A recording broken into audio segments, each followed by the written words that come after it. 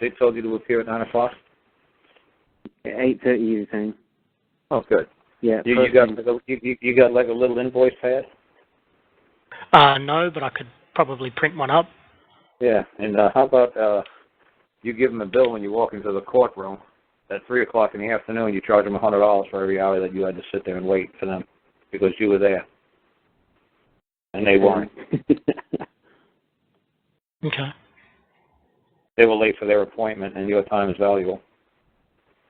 Oh, I see where you're going with that. Yeah. Yeah. They want you there at 8:30. You can be there at 8:30. And they're not ready to go. I mean, I even did that on one of my earlier shows.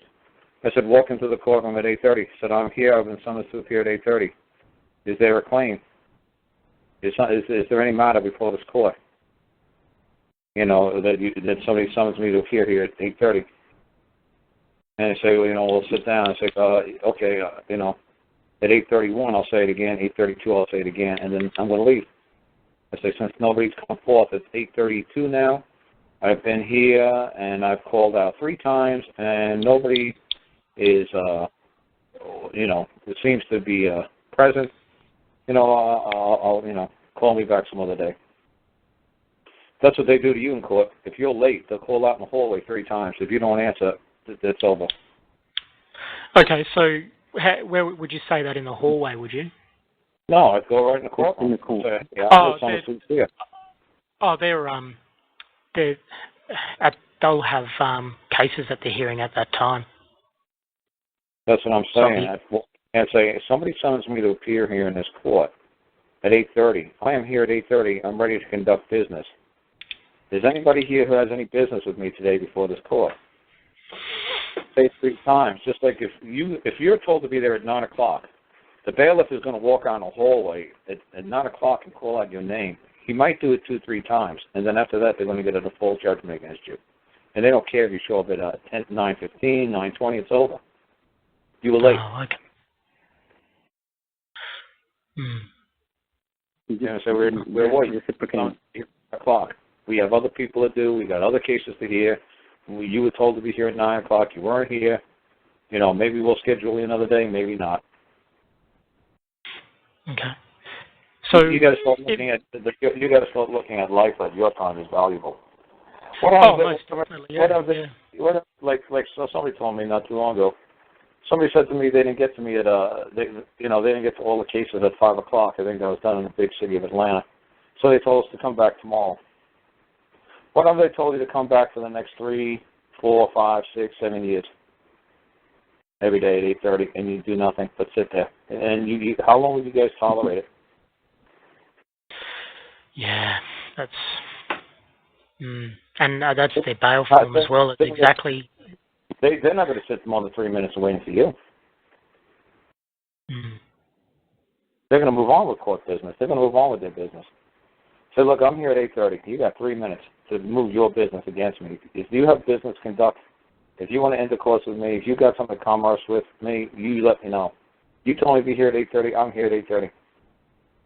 And then all you have to do is, like, if nobody shows up, you go to the court clerk and say, look, I was here at 8:30. It's 8:35. Just stamp it.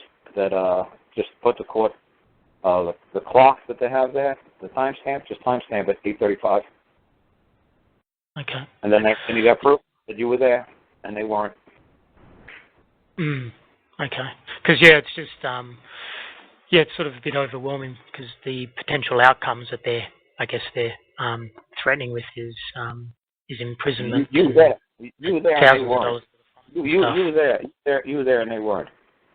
Okay. It doesn't anywhere on a citation that you have to sit there for an hour, 5 hours, 5 days, 5 months, 5 years. It says for you to be there at 8:30 so we can conduct business. Okay, it's 8:30. Nobody's here. The parking lot's empty. The courtroom's empty. Nobody's here. I'm going home. I'll stay here 5 more minutes, and I'm going home. And just let the court clerk put a timestamp on it. Say, I was here at 8:30. It's 8:35.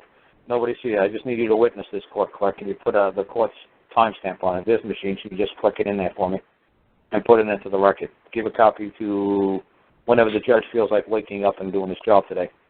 Let him know I was here. Or give him a freaking bill when you get there. Say, oh, here, Judge. What's this? Oh, this is a bill. What for? Well, you told me to be here, right? Well, the other guy told me to be here. The guy on the other side of that table right there, the prosecutor, who's ever moving this case. Yeah, he told me to be here at 8:30. Yeah, it's now 3:30. Yeah, I charge $100 an hour. My time is very valuable. I'm sure you're getting paid to be here. He's getting paid to be here by the hour. I'm going to get paid to be here. Next time, when you summons me to appear at 8:30, you better make sure I get to the front of the line. Maybe this will be a little reminder. I see where you're going with that. Yeah. Yeah. What your time's not valuable? Once your time is spent and lost, can you recover it? Can you get time back? Well, then, No. F them. Maybe they'll start understanding and appreciating people's time. Maybe they'll start appreciating, hey, all these people on the hallway, yeah, you know what, they got a life. Maybe if everybody starts handing them a freaking bill, then maybe they'll start scheduling a little bit better. Maybe one guy to be appointed at 8:30, one guy to be 8:35, one guy to be 8:40, one guy to 8:45. Maybe they'll start scheduling a little bit more precisely. But right now, they're getting away with it. So why should they do that? Okay. So It's not being hateful. It's being practical. yeah, and I guess you're looking at from a business sort of, like that's what you're there for, business. And if you were working, if that was a job, like if you were. Yeah, they want your money. They want my money. You folks want my money. You want something that I produced, right? You want something I created, money, right? You want something from me, right? Well, I want something from you, a little courtesy, a little respect. Okay. So, say I've got to that stage, and there is no claim because I haven't been able to put in a claim at that time, or before the time, I should say. And the nature of the case is the claim. Okay, so the nature of the case is the claim. The claim is the trespass being a harm. Is that?